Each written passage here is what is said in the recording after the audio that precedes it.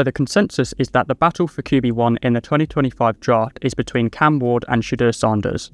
I've just uploaded my Cam Ward evaluation, and now we're going to be discussing my thoughts on Shedeur Sanders. If you do enjoy, please consider subscribing. I don't enjoy being critical, but I'm not going to beat around the bush here. The only reason I can see that Shedeur Sanders is considered a first-round quarterback, never mind a number one pick, is that he's become a trendy name due to the fact that he is not only the son of the legendary Deion Sanders, but Deion Sanders is the head coach of the team he's on, and on top of this, he's throwing to a Heisman-winning wide receiver named Travis Hunter, who also plays cornerback. The era we are in is highly driven by social media, to the point where trendiness or hype is becoming the reason why a prospect is considered a first-round pick. But now that the NFL scouts and evaluators are actually starting to properly watch this guy on film, he is unsurprisingly losing traction as a first-round pick. Sanders is listed at 6'1". As I mentioned with Cam Ward, this isn't necessarily accurate at this stage. Although he does look slightly bigger than Cam Ward, I'm thinking maybe he ends up being listed around 6'1". Sanders doesn't possess much of an arm. He has enough of an arm to succeed in the NFL if he's particularly good at other things, but it's going to be below average for an NFL starter. With Cam Ward, I spoke about how he has a very relaxed motion, so he fits into this recent trend of elite quarterbacks who can throw the ball off platform or on the run, etc. This isn't the case with Sanders. He's got a unique motion, it's pretty rigid and the release is slow, but again, this is fine, it's not the end of the world. My issue is that if he's going to be a below average talent, he's got to be super sharp as a processor and do the majority of his damage from within the pocket. Then maybe he goes to a team with a good offensive line, some explosive weapons, and he can just be the point guard, like a Brock Purdy or Tua Tagovailoa. But even Brock Purdy and Tua, are you drafting them in the first round with today's hindsight? Not for me. Now Shedeur Sanders is pretty accurate. He's not blowing me away with throw after throw into tight windows, but he's pretty accurate. The processing is bad. I mean, it's barely even processing for an NFL quarterback.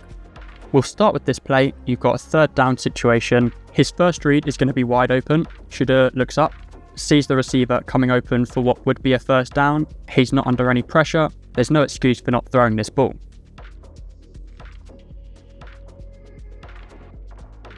On this occasion, it's 1st and 10. He's going to have a wide open receiver that he looks straight at on his first read, but he's actually going to get away with this one by using his legs. And this is part of the issue, I think. In college, you get away with it because you use your legs, you find another opportunity downfield. But in the NFL, Shedeur Sanders isn't a good enough athlete to be getting away with not taking open reads.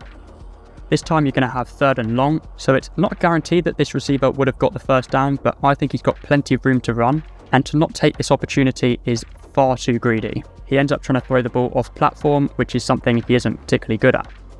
After watching 3 games on the All-22, I came to the conclusion that he is just not processing the field. It's a case of dropping back, looking around and hoping that someone comes open, as opposed to having a clear idea of how your offensive system works and knowing exactly what it means if your first read does or doesn't come open.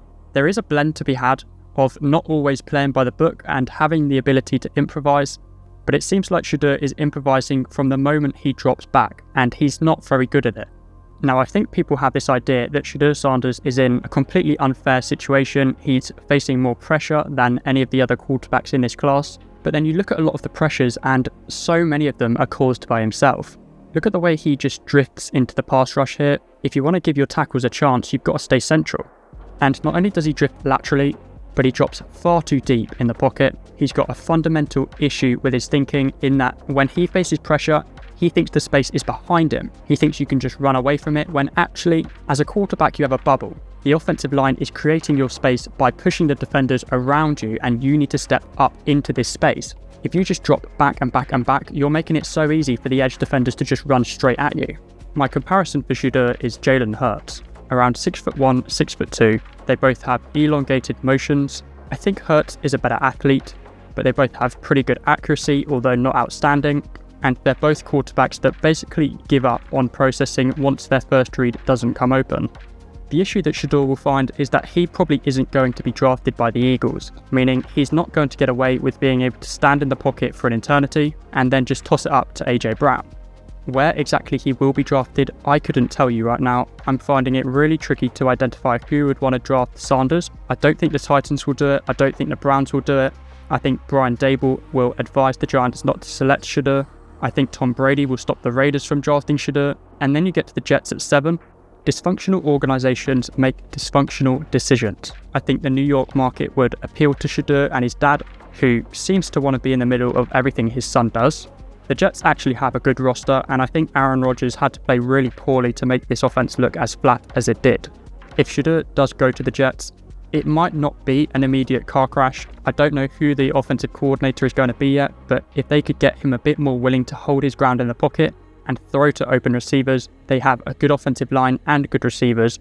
He might look okay in his rookie season, but he's not going to elevate your team. In my opinion, you're drafting a developmental quarterback with the upside of a below average starter. So maybe I'll be wrong, but to me, it's not a first round pick by any means. If you do enjoy the content, please consider subscribing, and I'll see you next time, hopefully with something a bit more positive.